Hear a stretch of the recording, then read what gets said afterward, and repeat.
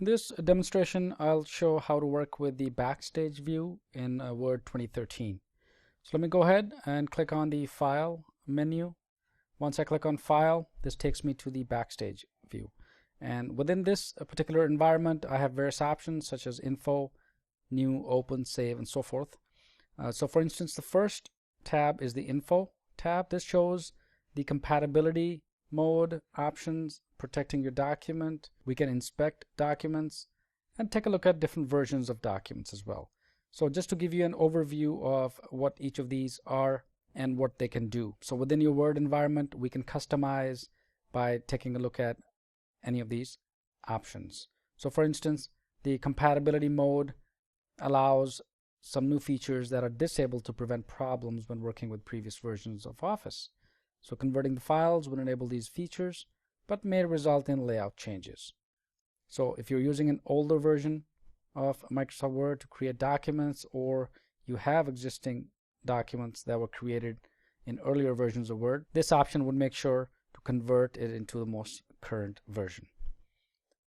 Protecting document, simply you can set passwords for your documents and create other controls depending upon your preferences.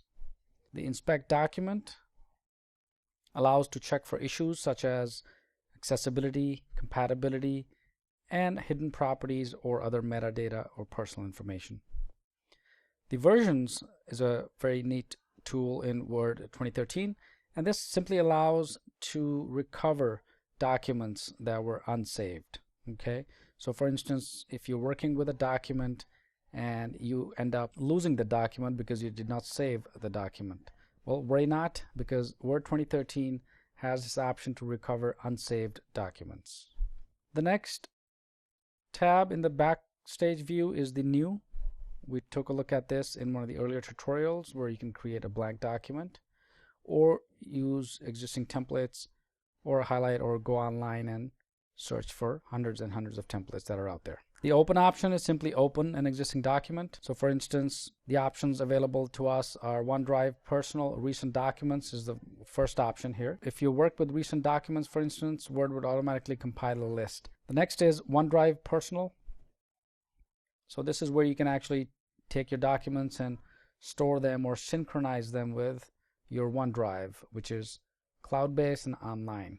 So this is sort of like a backup, but more importantly, the real benefit of this is that you can access these documents anywhere you go. So if you're traveling from one region to the other or one office to the other, and you store your documents into your OneDrive, you can easily access them. And this works very similar to Dropbox and other vendors out there that offer these services. Other web locations. So if, for instance, if you have an intranet or you're connecting to remote computers, you can access or store these documents in those locations as well.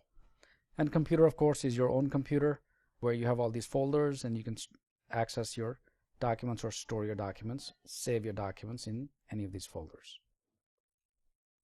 We can also add a place. So if you need to add other storage options such as Office 365 SharePoint server, for instance, or OneDrive, if you have multiple accounts on OneDrive, you can choose those and simply add locations, which makes it easier to save documents to the cloud.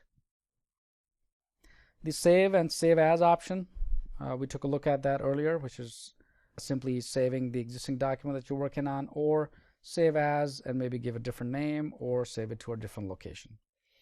Print allows you to print your document. You can select your printer by simply choosing any of the list, or you can add a printer, whether it's a standalone printer or a printer on a network environment, it will show up here. Okay, and then the settings, you can set up the pages, for instance, print all pages, or you can specify print the current page, print custom sizes, you can specify which pages to print, document information, and so forth. Likewise, print one-sided or orientation of the page, landscape, portrait, letter size, the type of letter you're using. So for instance, if I'm using a legal size, it'll automatically show you a preview on the right side reflecting the legal type. And margins, you can also specify the type of margins they like to display before you actually print your documents. Okay, so for instance, narrow margins, means that the top margin is 0.5 inches, bottom is also the same, and left and right are equally 0.5 inches respectively. So if I select this option, Word will make sure that the margins are set to these sizes. Next is the share. This is something neat because Word is part of Office 365, for instance, and is cloud-based. We can invite people to share your documents. You can save to the cloud. You can email people. You can send your document as an attachment directly from within the Word 2013 environment. You can save the Word document as a PDF document, and Word automatically converts that into PDF, or as an XPS document, or you can send as an internet fax. We can also create links. For instance, you can create a link to your document and then simply email that link to people that you're sharing your document with. The only thing that's important here to note is the documents that must be saved in a shared location. You can present your document online. So if, for example, if you have a meeting, you have multiple offices, and you would like to present your document online using Microsoft Link server, you could do so. And this allows you to collaborate in real time, and you can choose who controls the document, if you're the presenter, or you can allow access to other attendees. Post to a blog. So for instance, you can create a new blog post directly from Word 2013. And some supported blogging sites include SharePoint blog, WordPress, Blogger, Typepad, Telligent Community, and so forth.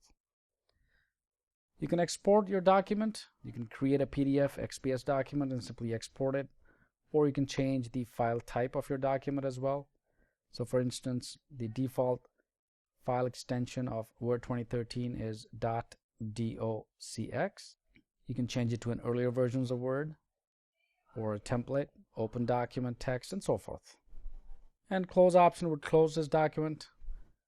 Account simply allows you to view your account information, your licenses for your Word environment, and then your background. So for instance, my office background currently is school supplies, and you can see this notice on the top right here. It shows you the background. You can see it as a watermark. So you can simply click on the drop down arrow and change, and notice if I hover over any of these options on the top right, it shows me the preview of those. Okay, so if it's spring, for instance, if I click on it, it'll change the view here. And likewise, I can choose office theme to be as light gray, or I can pick dark gray or white. Word 2013 is also social, so you can connect your Facebook, LinkedIn, OneDrive, Twitter accounts to your Word environment. Okay, and this allows, again, the connectivity or the online collaboration aspects of Word 2013 that are very powerful. And other services can also be added, such as images and videos. You can add Flickr, YouTube, and storage on Office 365, SharePoint, or OneDrive. So options, for instance, would bring up this dialog box, and this allows you to work with and set additional options for your entire Word 2013 environment. Great. Click OK. So in this tutorial, we took a look at the Backstage View by clicking on File, and we took a look at each one of these options, and just to make sure that we understand and we have a good grasp on several options that are available within the Word 2013 environment. So I hope this helps. Practice, play around with some of these options, and let's move to the next tutorial.